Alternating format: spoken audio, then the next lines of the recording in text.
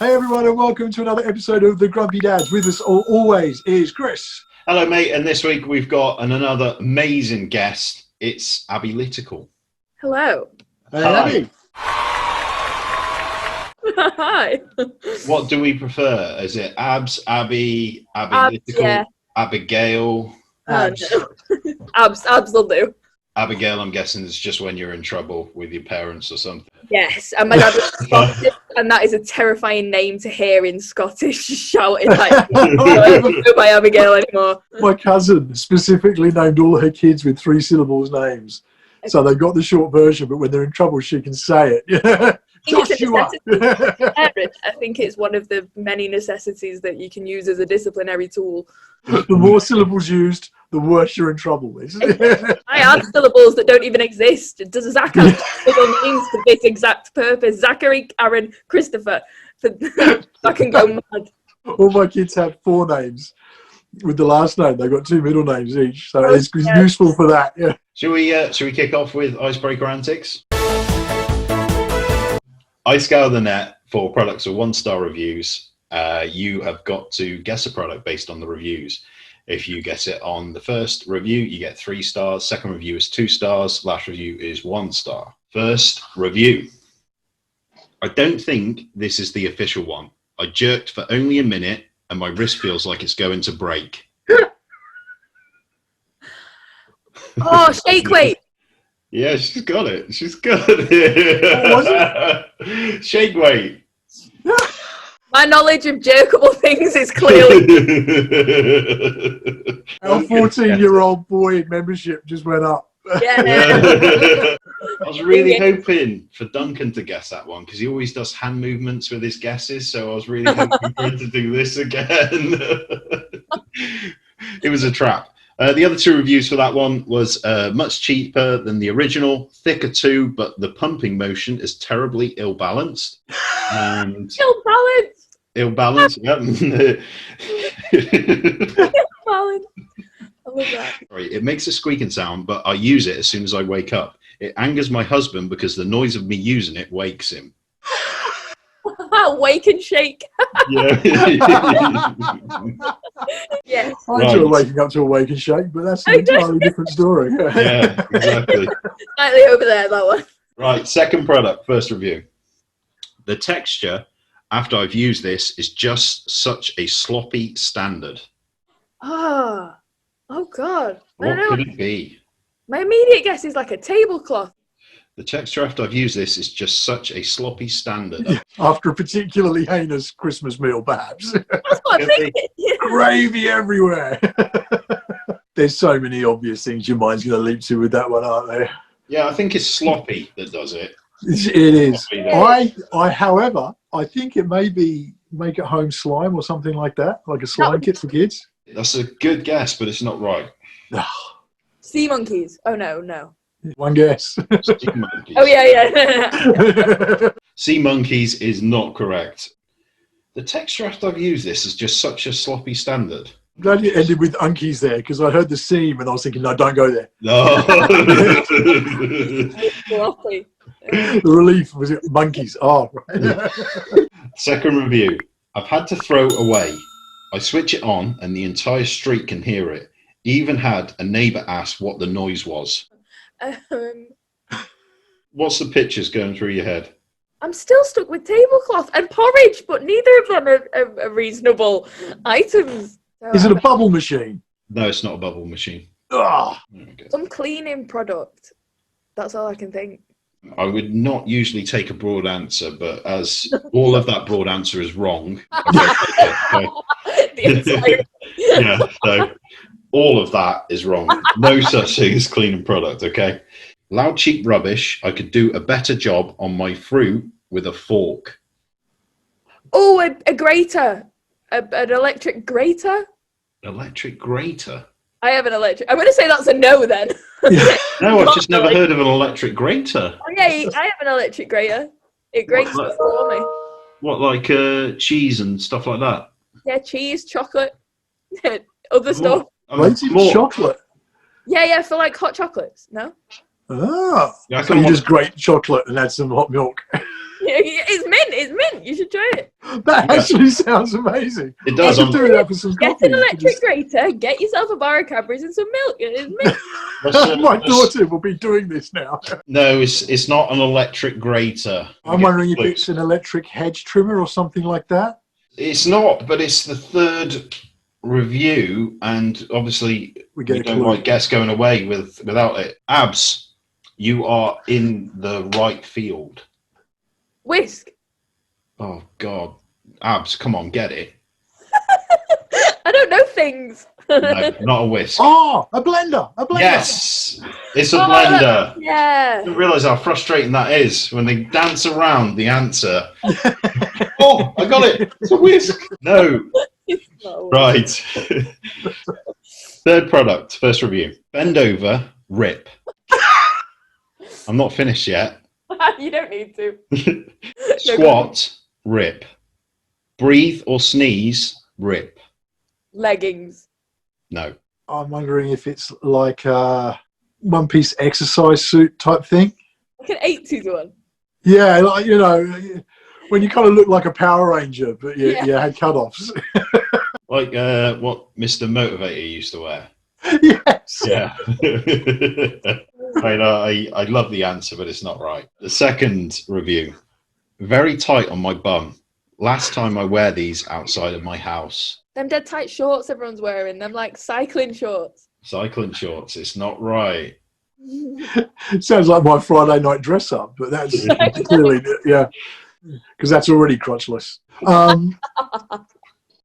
So clearly it's something worn around that area, because you immediately go to pants or tight shorts like you're saying, or something like that. I'm just, why would you wear it out? That's what's puzzling me. The wearing. Yeah. It. Is it like a superhero outfit, dress up outfit? No, it's not. Last review. Picture this. Me on a rowing machine. Hot guy joins me. I pull and then bend my knees and split from the seam on my back to almost my belly button. I want a refund. I want a refund. Are they just Lycra shorts? They're not Lycra. Well, I don't know actually. They're not shorts. Yoga pants? Yoga pants. Well done. Oh, they're leggings! No, they are not. Ah! Wait, when did you guess leggings? No, hold on. You can't call them leggings, can you? As a female legging wearer, right now, they are the same thing. They are the exact same thing. I mean, you have got vested interest to prove me wrong here, so you get more stars. So I'm. Google it. We'll settle this later. But I promise. We want your opinion. Vote on Twitter. Are leggings yoga pants? Are yoga pants leggings? Vote now. I'm fairly. Yeah, it's just like the American term for leggings, isn't it? Wait. Are leggings yoga pants? This is our Google adjudicator. Yoga pants are a general term for sports bottoms designed for athletic purposes, be it yoga, gym, running, Pilates, or any other activity. They are thick, opaque, and come in tons of styles: flared, bootcut, straight, skinny, or leggings. Okay, when did you say leggings? First guess. Okay, she gets 3 stars. Although I can't remember which guesses she got. I mean, that's 3 stars.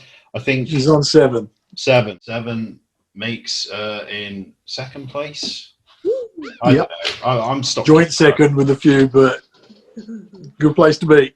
Yeah. I'm sick of coming up with excuses why I haven't done the league table. And I'll say flat out, I'm not doing the league table. Thanks for joining us, Abs. Thanks for having me. As always, we like to find a bit about our guests. You're a single mum of 2 kids. Yes. How does a normal day go? Because you've got a non-verbal little boy, Yes. autistic. How does a normal day go for you? So a normal day, he wakes up. I wake up at 5, so I can just be alone for a while, and then children start waking up anywhere between like 6 and 7.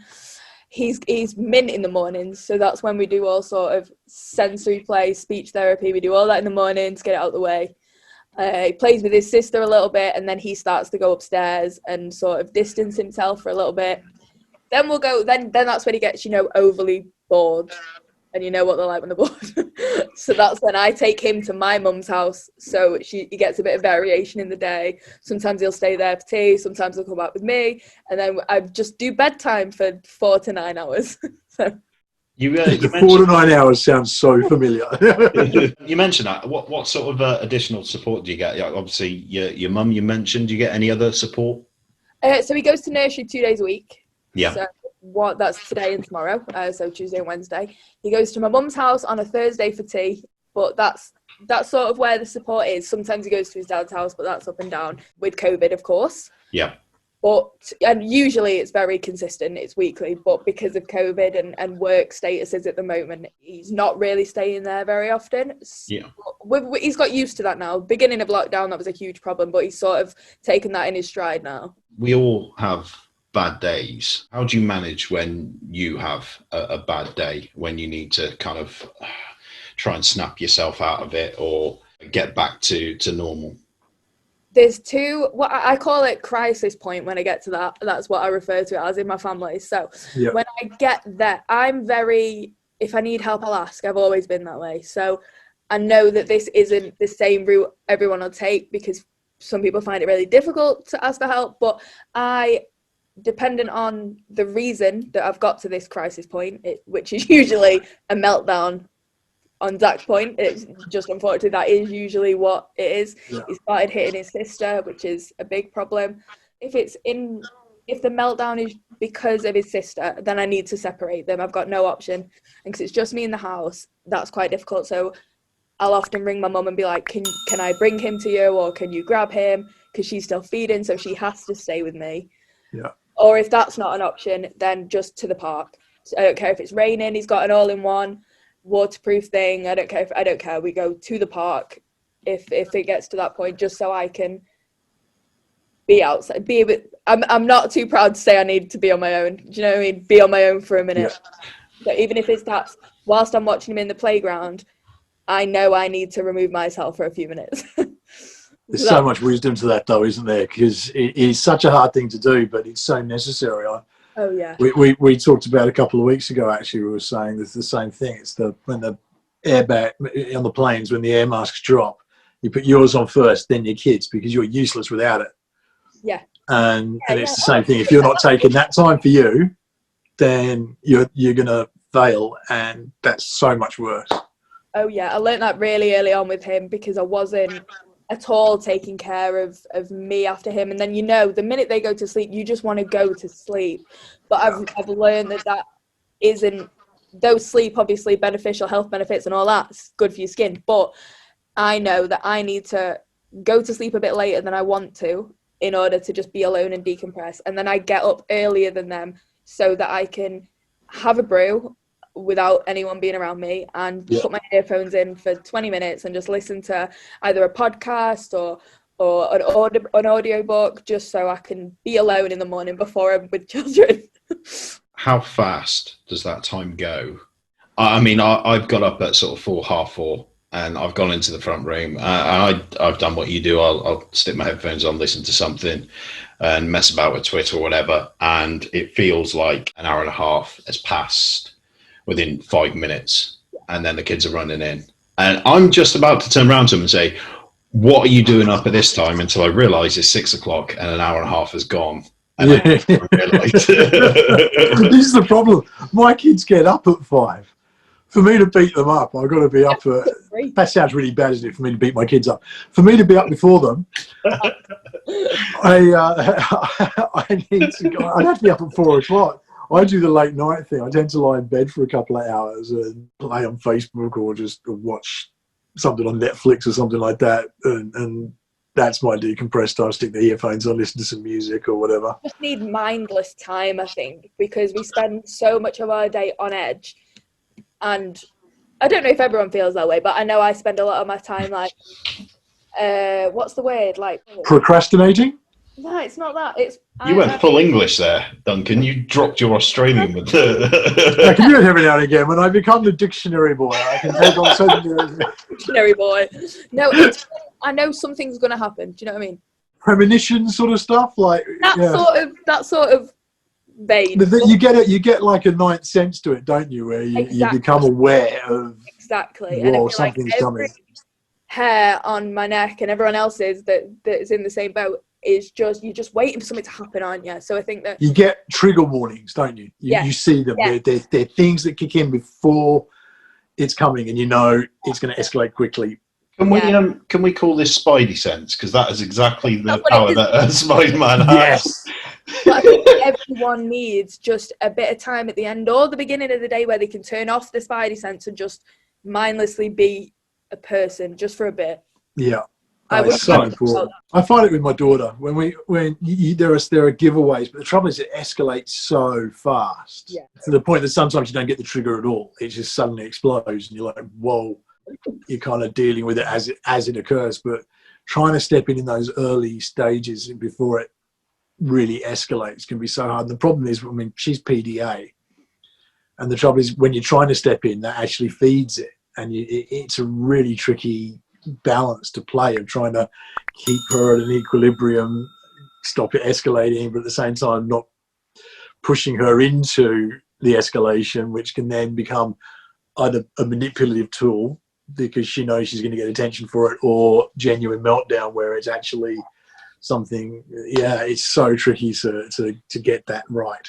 What drains me through the day, I noticed it quite early on, and as the kids became more agile, walking and everything else, is you're almost doing risk assessments all day, every day while the kids are around.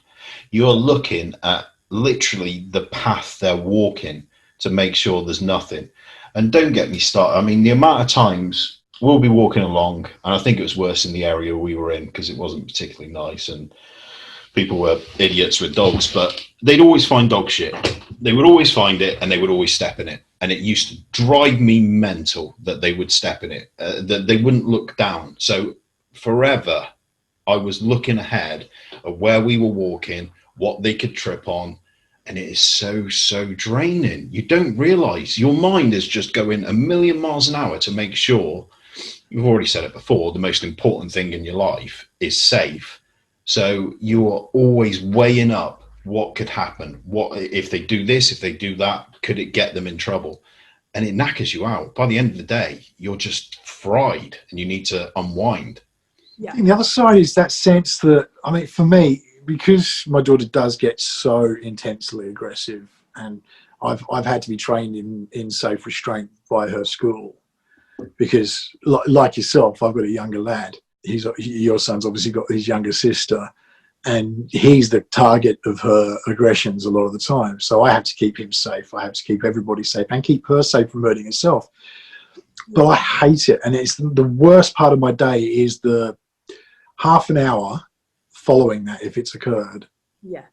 Because I hate having to be that guy. Especially if say the older one or the one that's on the spectrum has actually attacked the other one, then you've got to comfort one of them, and you've got to discipline to as well as you can in whatever method you need to. The other one, you have to keep them apart. You have to explain to the one that's been attacked, your brother, your sister loves you. It's not, but then you have to equally keep. It's not a balance that we're over-taught about. It's also something, I love that you bring up PDA, because autism is used as a blanket statement, and parents are not aware that, because my son sounds so extremely similar to your daughter, especially with aggression. He's got sort of social cues are not too bad. He gives good eye contact, you know what I mean? But with autism being used as a blanket term, parents aren't educated in PDA and OCD and the different sort of places that your child can be placed. So it's all, autism, it's all the same. Every parent deals the same, and here's what you should do. And there's that's not right. Is your son PDA? The first professional I've spoken to hadn't heard of PDA. I learned about PDA through Twitter, through all of yous. I learned about it a couple of months ago, and I thought, that is so him. This is the thing I get so often when I introduce PDA to people on my group, or if I'm talking to someone and I can see it, and I suggest have a look at these traits, because I've got a list of traits I got from a book I use. it's like reading a blueprint, and it's always the same reaction. It's like, holy do, it's like you know him. It's like you know her. Yeah. And it was the same for me. When I read it, it was like, that's her. It's like a light bulb goes off and you're like, this is, but then I've found so much information online about the different sort of strategies to be used with children with PDA that are different to the strategies. But trying to now, my battle trying to get professionals to even consider that it could be anything but straight cut autism is ridiculous. When you've told by one professional that they don't know what that is, sorry, I'll have to have a look into it, I'll Google it. You Google it, that's fine, but I've already done that. I don't know why. You've got a degree. I don't. I've got Google and Twitter. In my area, they still don't diagnose it. It's not. I was actually put onto it by a CAMS professional, but even though they put me onto it, they won't diagnose it. So we've got autism. We're in the process of ADHD. They'll do like sort of string a few together that kind of patchwork quilt into PDA, but again, it doesn't take into account the big issue with PDA is that control issue, and it is such a huge thing, and trying to give the illusion of control. But what I'm finding really challenging, I've done posts on this actually, but it was a teacher. I have a friend who's an Australian friend who's come to live in the UK. She's a teacher in London, and she pointed out that you're trying to parent him like you parented your daughter. Of course, that's going to be natural, but you've got to understand he can use reason and he can apply logic, and he doesn't get to that heightened emotional state where he can't engage that part of the brain. So I'm now trying to balance the learning of how do I approach him differently but fairly in relation to my daughter. So this morning he had a little paddy because he didn't like the way I'd done his hair, and through the brush it's like, no, we don't do that. You and we don't need to react that way because our brain doesn't work the same way. And I keep having to go through. He's only 5, but I'm really learning that I can talk to him kind of man to man, you know. Yeah.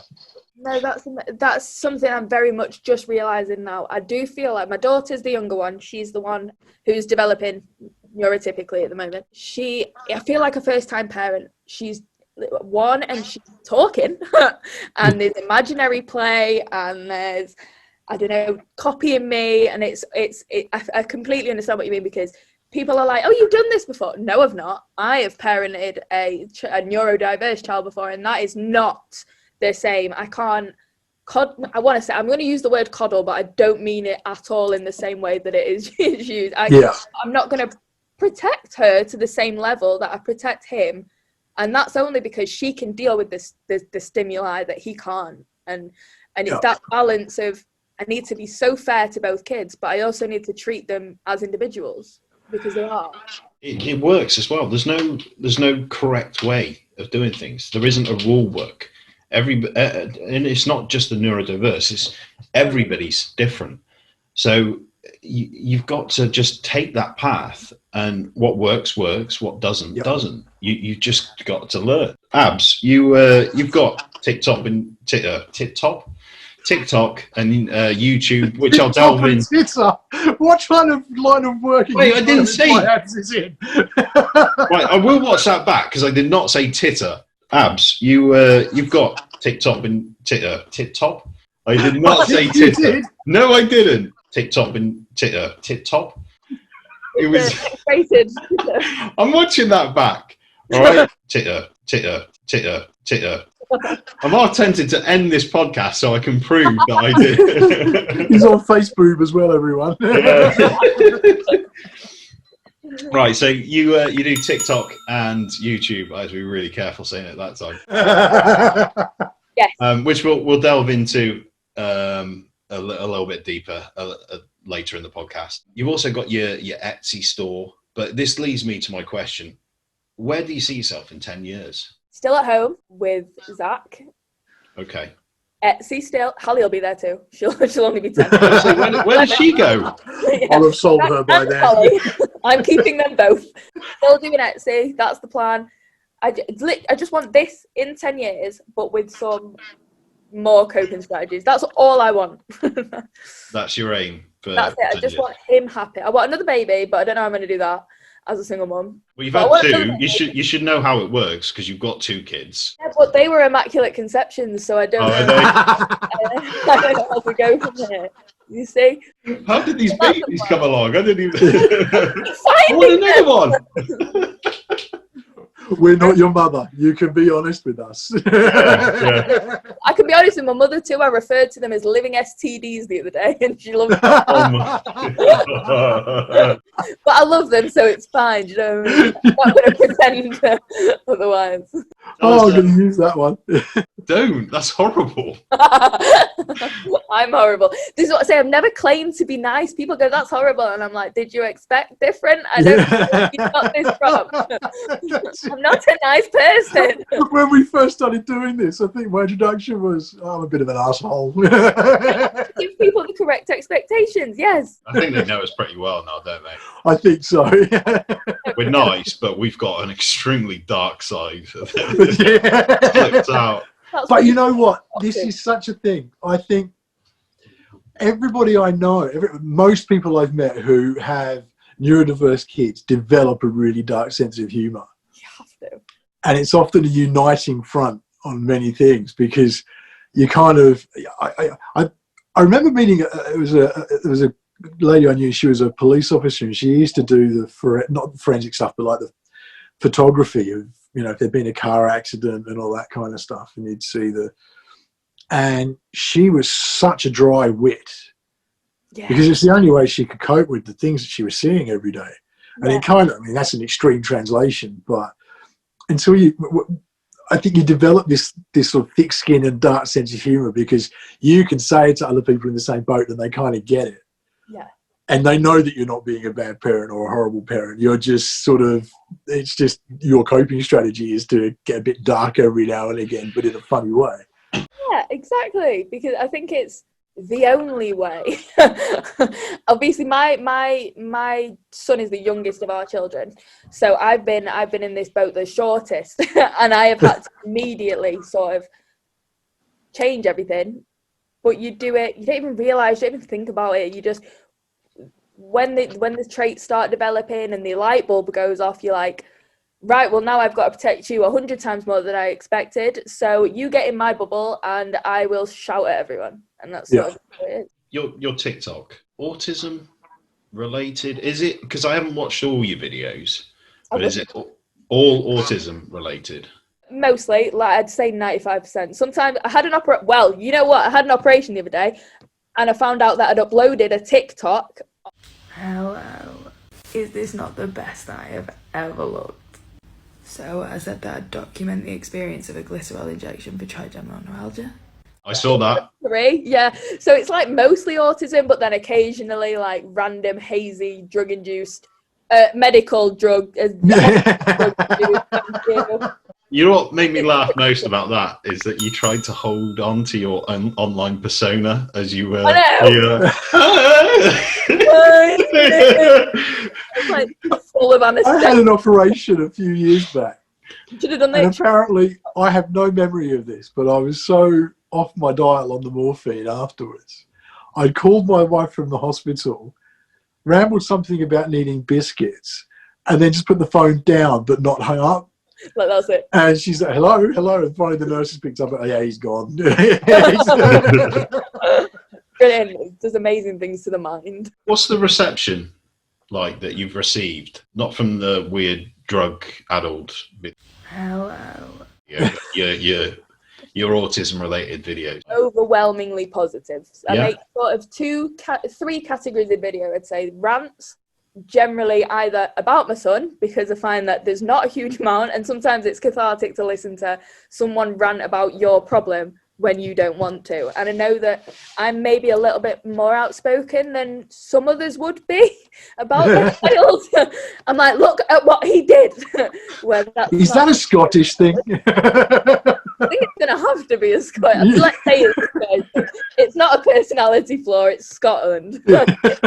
Everyone I know from Scotland has that sort of, and I love it. I think it's one of the best things, but it's this kind of, Billy Connolly talks about it like speaking to a Glaswegian's always like being attacked by a dog, even when they're being nice. Oh, what are you doing? It is, exactly. I get the Manc accent, but the Scottish is in here, you know. But yeah, I do a lot of rants. I do something called Autistic Dictionary, where I like to sort of try and put words like stimming and meltdown into real word definitions. Is that a word? Yeah, real word definitions, because I know they can be hard to understand. And then as the third sort of variety of autism related content that I make is sort of asking for help. So I'll say like, so my son's not potty trained and I can't see that happening anytime soon. He's 4 in February. And it's not a worry of mine. It's just something you keep in the back of your head, I think, until they are trained. So I just made a TikTok sort of asking about what other people do. But then that turned into a really big supportive thread of parents talking to each other about this is what I did and this is what I did. So it's been an that's not a word. Overwhelmingly positive response, luckily. We all know that our kids are different. And that's just going back on the point you made with potty training. We were concerned, not a massive worry because we knew that it would come in time, but certainly with my son, nothing seemed to go in. We would kind of train and say, this is how you do it, and if you need to go, you go on the potty and all this, and this was just weird. And one day he weed in the potty, and we couldn't believe it. We were so happy, but then obviously he still had to wear nappies because he needed number 2s. A few days later he started doing number 2s in the potty. Amazing. I know, and that was it. With all the training, because I've spoken to some other parents and they've said, it's a gradual process. Like they'll do it sometimes, but then that's why they wear nappies, and it's a very, very long process. My son, it was bang. So that's Curtis what was the same. Yeah, with him, he actually bypassed the potty. We were thinking this is never going to happen. I mean, Curtis is neurotypical, but we thought this is never going to happen. He seemed to be hanging on, and then one day. We realised he hated the potty. He didn't like the idea of He just started using the toilet, and that was that. And it was literally a day. I wouldn't want to use it. To be fair, I had a mate in Australia. A frog urinal. There's a place in Australia. It's an aquarium, and they've got the urinals, but they've got sharp teeth around them. It's the most nervous thing in the world using these things. I know my son would well prefer that to a toilet. He looks at a toilet and he's like, that's the most boring thing I've ever seen. Frog urinal. Yeah, I kind of want to go in it. You don't. It's like, I don't want anything getting caught here, but I've got some friends as well who I remember walking into their home. We used to just, it was open home sort of thing. He used to go around to each other's houses all the time, and they had kids. And his son was their son was sitting on the living room, sitting on his potty with a sandwich in one hand, a drink in the other, and watching Ben 10. I thought this kid's not made. He doesn't need to get up for anything. That's living. One of your videos, it was a breastfeeding video. Oh yeah, that one. Yeah, that plagues me. That one. For us, and I think any good parent, knows that the intention of breastfeeding is food. It's called liquid gold. It is the best thing, and that's not taken away from others who can't breastfeed, because obviously I did extensive research when the wife was pregnant, and I think we had to half and half with my second son. What was the response like? Much less positive. Much less positive. The community I live in, where I live, is not breastfeeding friendly. So that, to me, means that it's not me friendly and it's not Hallie friendly. Because we live here, and if we're in Asda, then and she needs to feed. You know what I mean? So, and I'm a very modest person. No, I'm not. That's bullshit. I'm a very I don't wear clothes that are like super, not that would be. You're not an exhibitionist. Not that I would, yeah, exactly. I'm not an exhibitionist. When I feed her, you wouldn't even know. And I've had that comment more than any other in real life. However, on that TikTok, there was a lot of angry men initially. They were the most angry group, the men. I don't really know why they were so mad at me. but there was lots of comments like, only your man should see this, and it's my turn on there next, and all this. So that was a lot less positive. But I've made... You were getting sexual comments on there. Yeah, and I was like, you can only really see my shoulder anyway. There's nothing else. So I didn't really understand. But since then, I have made more breastfeeding educational content because, and again, not to put bottle feeding mothers down, because we can raise one up without putting another down. Yeah, That's what we can do. Because a bottle fed Zach, Well, pumped and bottle fed, but regardless, I'm happy to do either. Well, a fed baby's a happy baby, but it was very much the educational content has received a much better sort of response than that video did. The one you're referencing is the one I assume that's got like too many views, like an unnecessary amount. I only saw one. There's one that's received a very negative response, and I think that's just because you can see my shoulder. I had a vest on, so you can see my shoulder. All the other ones where I'm not actively feeding Callie but educating. Oh no, it was you were actually feeding, but I think this stems back to personal issues from other people, because I think the men that are attacking, saying this should only be done in front of your fella and all this sort of stuff. Where's he? He doesn't exist. I think that they're personalising that if you were theirs, they wouldn't want you doing that. And I think also it's an infantile response. I mean, really? Sexual, and that's it. It's a real shame, and it's a stigma that's attached when you think that, again, it goes back to the most important thing in your life. And if you can do it, breastfeeding, great. So why wouldn't you do it? It's a shame. I will say, I've had one really bad experience that it was purely one of those situations that just came about. I was sitting in a cafe, I was on my own, and I was having a coffee. I think it was a lunch break or something, and I was just having a break. And I'm just staring into space. And suddenly I realised this woman was looking at me like, what's wrong with you? And I realised I'm just staring, and she's breastfeeding, and I'm like, you know, it looked so bad. I'm really sorry. I've seen that a few times, but you realise, you look at them and you're like, you're not even on this planet, are you? Yeah. Yeah, I've experienced that. You tend to know. The stigma has invited that response, though, isn't it? I'd probably get a little bit freaked out if I saw Duncan's face just staring. Yeah.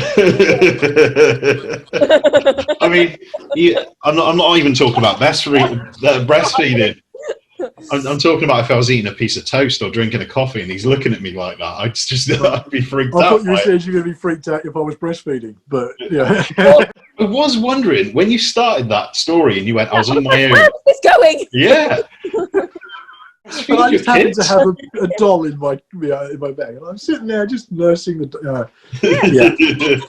I think some of the problem with this stigma, though, and I'm going to say again, the two things that I advocate for the most, breastfeeding and autism awareness, spectrum awareness, they're the two things that I obviously have got the very much personal things to me. So I understand that, but I also think a common denominator between the two is that our NHS, which obviously I'm not talking about this year, I'm talking about every year.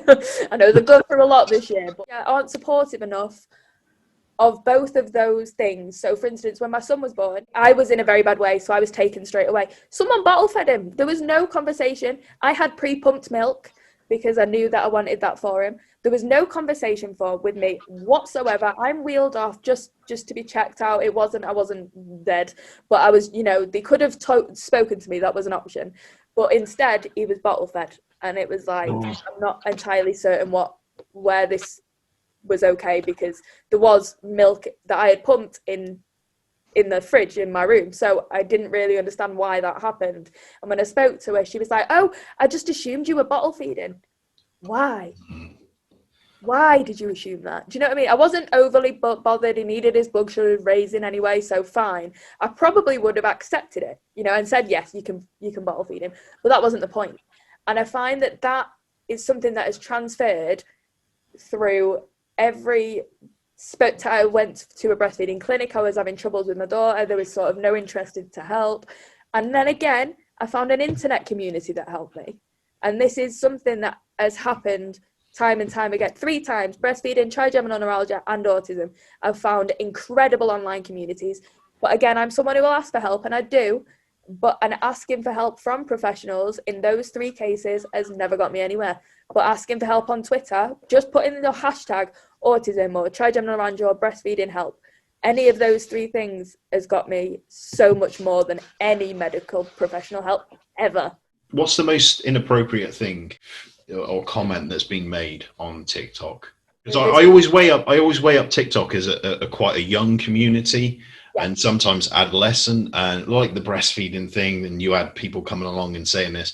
There doesn't seem to be an accountability to having an account on TikTok as there is on Twitter. You say something on Twitter, you can almost be cancelled. On TikTok, it doesn't seem to be the same. The most inappropriate comments don't even come on the breastfeeding videos, they come on my autism videos, and I delete them all the time, where it'll be people that are like, I can't listen to what you're saying because I just want to suck your tits. And you're like, wow. But I wanted you to learn about stimming. That's not what you were supposed to be focusing on. Do you know what I mean? It's the sad thing, though, isn't it? People say things on social media that you just wouldn't say in real life. Never say that. But I just hope you would never say that. You'd be punched in the fucking nose and dead. That's it. And I just hope that whilst he was staring at my tits, hopefully the info went in. Do you know what I mean? That's the hope. If in for comments like that, it's like, well, hopefully you'll one day if you see someone stimming, you'll be like, oh, that girl with the nice tits on TikTok was talking about that. That's stimming. I know what that is. So do you know what I mean? The hope's still there. I think it's probably just hope. But if they're that idiotic to make a comment to someone that's speaking about that subject, I don't think much information's getting through to fill those couple of brain cells they've got. Probably not. But luckily, the majority have been people with kids like ours that just want to hear someone talk about it or ask a question or hear me talk about how bad my day is, because I think that's important as well. I go on there and I'm like, I have had a shit day. Here's why. Oh my son has melted from 9 till 9. And I think sometimes that's what you need. Like, I don't want to hear that someone else is having a bad day, but I sort of do. Like, if I'm having a bad day, I'd like someone else to also be having a bad day. And if I can listen to them. Misery loves company. It does. And I'm not too proud to admit that. I really hope everyone else is having an awful day. I want to move on to your YouTube channel. How many episodes have you got out now? 3. 3. Tomorrow. Tell us what the channel is about. Murder and other heinous crimes. Oh, yes. How to do them, or is it a how-to guide? YouTube, unfortunately, they don't allow that. So I'm just talking about murders that other people have done in a non-instructional format. So true crime. True crime. So generally, I quite like older cases. I think there's sometimes a lot more interesting because everything's always dead weird and policies and laws never made sense, and I think that's so interesting. I also love a good murder, so I fuse them together and talk about it for other people to listen to. Have you watched The Vow on Sky Crime at the moment? It's about the Nexium cult that was in Hollywood, and it's made by people who are really high up in it. That's very cool. And who broke away and actually were instrumental in bringing it to the FBI and all that kind of stuff and what was really going on. And it's not murder, but it's... like other stuff. No one has to die. It is so interesting because it's from people who were in it and were sucked in the first place. You don't get that thing of, oh, you're just an idiot for getting into it. They sort of explained how it was really subtle and, things made sense. And so they sort of get deeper in, and then slowly they're getting more and more brainwashed into what's really going on. And it's like 9 episodes of an hour long each, but it doesn't get dull at any point. I really recommend watching it. It was so good. Because I tend to, when I'm looking into, so I fall down rabbit holes, and that's how this started, because I get my friends together or my family, and I'm like, can you just sit here and just listen to what happened to this poor girl in 1906? And then I just go for like an hour. And I don't think they actually want to hear it. So the best place to go is YouTube. Yeah, exactly. And my kids are getting a bit old for hearing it now. They're getting to the point where if they're going to keep hearing about murder, they're going to start killing people. Limit the hours of murder conversation in my house to like when they're not here, just in case, because I saw my son hit the cat the other day, and I was like, that was Jeffrey Dahmer.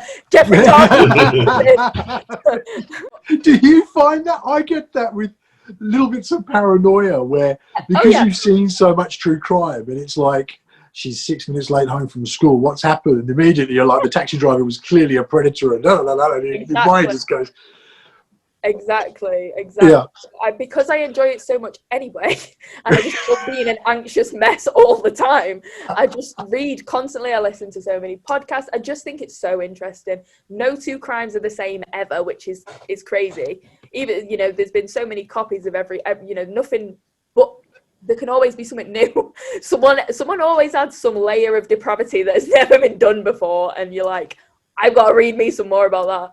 It all started with Joseph Fritzl when I was about 10, and I learned about Joseph Fritzl, and I was like, Mum, get me the book. And she was like, Abby, Dr. Zeus. And I was like, no, I'll read about Fritzl.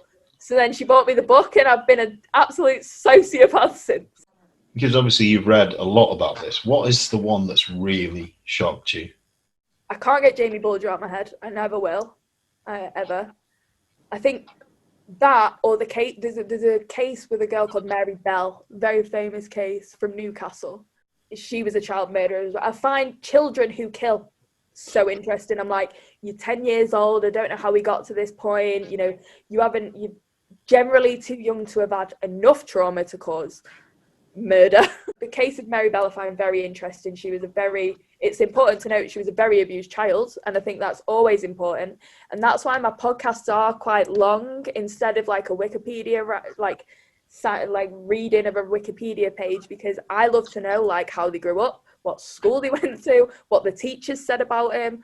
I love to know all that. So what I'm doing tomorrow, I'll actually tell you a case about a man called Herbert Baumeister, who I could probably tell you everything about the case in about 2 minutes, but his life was so interesting, and the mistakes that the police made, that you'll hear because you listen, are so interesting that you can't just hear this man killed these people. You have to know the rest. And I feel like it's my obligation to tell you. Let's get into one of your other passions, which is, can we call it gaming when it's Animal Crossing?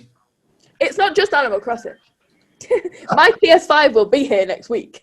How did you get? Why is everybody managed to get hold of a PS5 and I'm still searching everywhere, not getting one? Dodgy people in Manchester. That's right. Yeah, but they're all petrified because they know she knows how to kill and get away with it. Yeah. I like a lot of games. Animal Crossing is, I find, the best form of escapism, genuinely. And as a non-joke, I find it so... It's just so, the tasks are mindless. It's like, go and shake that tree, go and pick that flower, which would never usually entice me. And if it was described to me in the way that it actually is, which is a mindless, boring game, nobody would pick it up. But it's the fact that you don't have to think. You're achieving things because these tiny little goals that they set, but the goals are so small that 3 minutes on the game at 5 years old and you will have completed those tasks. But I think it's just a little bit of like, I did good there. You know, 15 minutes you can pause or stop at any time. That I genuinely, and I've read a lot about a lot of people finding Animal Crossing good for mental health, and I think it really is. I mean, I prefer Fallout. Fallout is my favorite game series, but it's not that calm. Animal Crossing is very calm. You kind of stopped me in my tracks for taking the mick out of Animal Crossing because you brought mental health into it. Go it's fine. Edit it out. It's fine. I haven't played it. I've just heard things about it, and obviously I watched a couple of YouTube videos on it, and it is a little bitch 5-year-old game. But if you look at it past that, then you play it. I dare you. A, I'm not buying a Switch, or even if it's on Wii U. And B, you can get it on your iPhone. Seriously? Yeah, Pocket Camp, it's free. Oh, is it on iPhones? Yeah, it's not it's the a good same. job I've got a Samsung then, isn't it? Oh, good job, it's on Android then, isn't it? No! I may, just for the kids to have a go, but if I find time, I will go on Animal Crossing to see what it's like. What's your top 3 games, Abs? Fallout New Vegas, LA Noire. LA Noire? Yes, I must have played that, I don't know, 100 times. It's one of my favourite games ever. That came out on mine and my wife's wedding day, which I was slightly annoyed about. I did pick it up though on the day because my wife, I can't remember where she slept now, but I think it was my mum and dad's house, and I had my mate who's best man at our house, And I said, right, first thing we're doing, going into town, getting LA Noir. I said, and then it's ready for when we get back. So Priorities. what was your top one? Don't say Animal Crossing. Top one is New Vegas, then LA Noire, then Animal Crossing probably, but Animal Crossing Wild World. What's your earliest memory of gaming? Life. That was a bit of what are your top three? Earliest memory. There was a light at the end of the tunnel. Yeah. What was my earliest memory? Oh, what did you think I was asking? What your earliest memory was in general? Yeah, I was like, that was a jump. How did we get from A to B? No, we're on gaming. I do have a method with my questions. No, your earliest memory in gaming. There was a Mario game on GameCube, Sunshine. Was it called Mario Sunshine? I think it is. Where you run around, it's like on a beach. Yeah, GameCube. It's a funny one. I used to play with my dad. It was, you run around on this little beach, I'm laughing now, and you just, there's no real aim. It's just like Mario, run around, and that's pretty much all you do. What's yours, Duncan? Mine is, geez, I'm really showing my age here. I saved up, probably the first thing I ever properly saved up for, and I got an Atari 400. Really? And there was a game on there called Wizard of War. And it was, yeah, I loved it. It was not a fast game. You look at it now and you think, how did anyone play that? It must have been so boring. But it's basically, you've got these characters and you've got to sort of avoid getting hit by lions and stuff like that. That's probably the earliest I can think of with gaming as in computer gaming. Is it called ping pong? Pong? Is it Pong? Well, it used to have the two controllers and the two fiddly things, and that was my earliest memory. Actually, you said that my dad had that. Yeah, and I remember playing that. That was when I was really little. Around the same time, I mean, this is how much into gaming I was. I loved it. I must have been extremely young, but I do have faint memories of it, and the story's been confirmed by, I think it was at my uncle's, playing a game on the Spectrum. 48K, I think it was, and I was so engrossed in this game that I basically wet myself rather than going to the toilet. I wanted to play this game so much. They came up and I'm drenched. Wait, you do weigh it up sometimes, though, don't you? This was last week. Relax, I was 4 years old. Let's make sure the age is there. The thing with gaming, I think when gaming is really an interesting. I'm not a massive gamer. Because I'm a musician, I didn't get into gaming so much. Music was my escape. But I think for a lot of people and I see it with a lot of autistic kids, gaming's are really something they're in control of. So it's a natural place for them to go because it's not affected by the irregularities of the outside world, predictability. So for me, that was music, playing the guitar. And once I found that was all my time went into because I just wanted to play and listen to music. But I get that with gaming. It's the same thing where you're channeling something and it's an escapism, isn't it? And that's what I'm guessing with Animal Crossing. That's exactly what that is. It's escapism. Yeah. What age did you get into music? I always loved it. My dad got me into music when I was really young. It was actually my 13th birthday, and I'd always sort of listened to this and that and never had a really sort of, there were the songs that you liked that were on the mixed albums and stuff like that. But 13th birthday, my dad gave me his old, it was a decent stereo. And it had a record player and a cassette thing and some decent speakers. And I went out and he gave me some money to go and buy my first records. And I remember the first record I got was Billy Joel's Greatest Hits, Volumes 1 and 2, and was Starship, Knee Deep in the Hoopla. They were the first two albums I bought with my own money. And it started me on a journey that I found music to be just so, I used to sit in my room and just listen to music. And it was interesting talking to Rachel Mason. She talked about when she listens to music, she sees colours. For me, I get images. Just music will give me a visual in my head of a place or something. There's a Def Leppard song called Desert Song, and it's one of their really unknown songs, one of their real deep cuts. But it reminds me of, funnily not desert, but mountains and just flying over mountains. And that's the sort of image I get when I hear that. Learning to Fly by Tom Petty.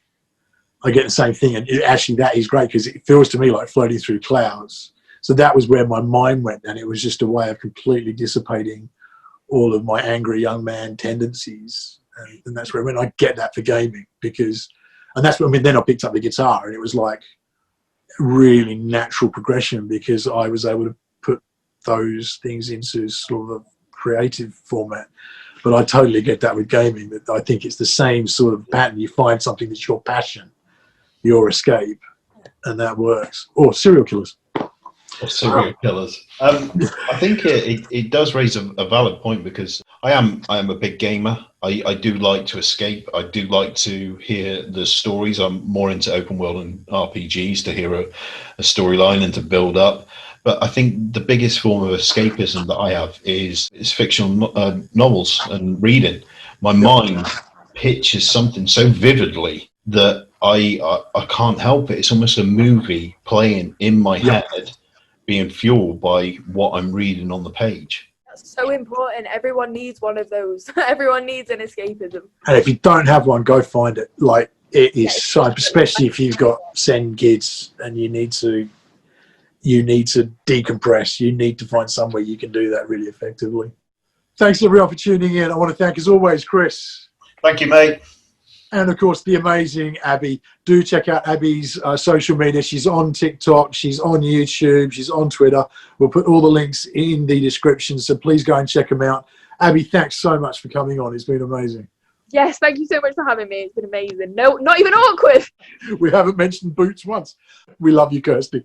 Please do like this video. Please do chuck in the comments. We want to hear what your escapisms are. How do you find ways to decompress and recharge? And who's your serial killer fetish, perhaps? Maybe I want to hear about who your dark side goes to, as far as what you tweaks your interest. Please do chuck it in the comments. Please do like this. Please do subscribe to our channel. It makes such a difference to just how this gets out there and who gets to see it. So please do subscribe. We'll see you again next time. See you, everyone.